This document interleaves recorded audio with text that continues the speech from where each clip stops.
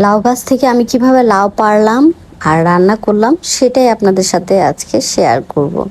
So hello everyone, আসসালামু আলাইকুম। আপনারা সবাই কেমন আছেন?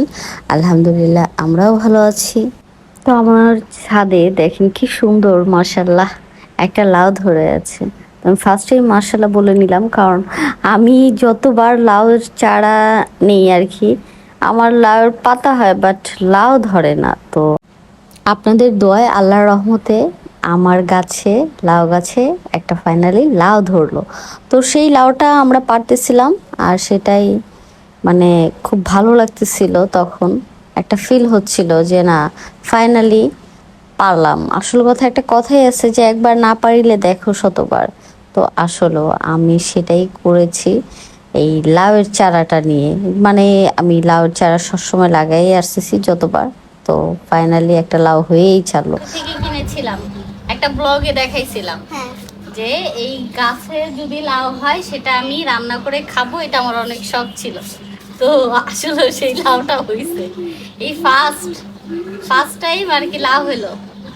তো এটা আমি অবশ্য রান্না করব, সেটাও শেয়ার করবো। তো আমি লাউ কাটতেছি, আমি লাউ কাটি না অবশ্য কখনো, আমি কাটা কোটাটা করি না, আমার বাসার আপা করে। তো আমি আজকে কাটতেছি, বিসমিল্লাহ।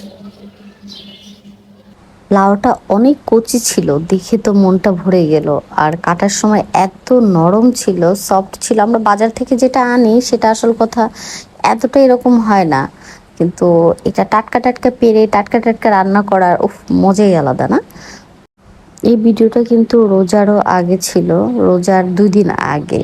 তো সময়ের কারণে আমি এডিট করতে পারিনি, তো ফাইনালি করলাম। তো লাউ কেটে টেটে আমি এগুলো ধুয়ে টুয়ে নিলাম। আর এখান দিয়ে আমার গাছের এই যে মুকুল ধরেছে আম গাছের, আর নিধি দেখেন ওইখানে দাঁড়ায় দাঁড়ায় দেখতেছে সে। এটা আমি ছাদে কাটতেছি, কারণ এখানে বসে কাটতে আমার ভালো লাগতেছে, আর আমি এমনিতেও কখনো কাটাকুটা করি না। তো আমার লাউ কাটা ডান। তো আমি এরপর একটু লাউয়ের পাতা ভর্তা করব। আমি জানি না কজনে খেয়েছেন লাউয়ের পাতা ভর্তা, কিন্তু সেই মজা গরম গরম ভাতের সাথে, এটা অসাধারণ একটা মজা। আমি কিছু কুচি কুচি দেখে পাতা এখান থেকে নিয়ে নিই। কেমন হয়ে আছে লাউর পাতা ভর্তা? এটা একটা অন্যরকম টেস্ট। এই তালটা আমি দিছি, আরো সুন্দর করে দিব। আমি ফার্স্টে ভাবছিলাম যে না লাউ হবে না হয়তো, সেভাবে দেইনি। তো এখন দেখতেছি না, সুন্দর করে দিতে হবে। আরো অনেকগুলো হয়েছে বাট এগুলা হয় নাই।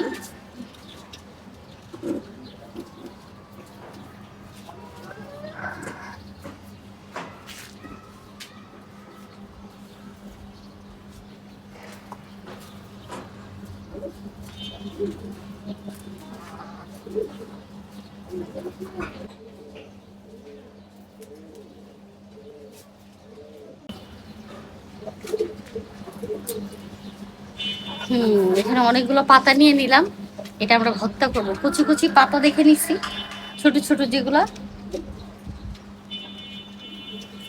অনেক মজা। লাউ পাতা ভর্তা অনেক টেস্ট।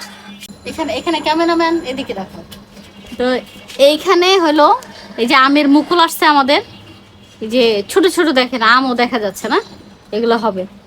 তো এক সময় ইনশাল্লাহ পুরো ছাদটা দেখাবো। আম আম ধরুক, আমাদের আরো অনেকগুলো আম গাছ আছে। তো আমরা এখন রান্না করি না, রান্না করতে যাই।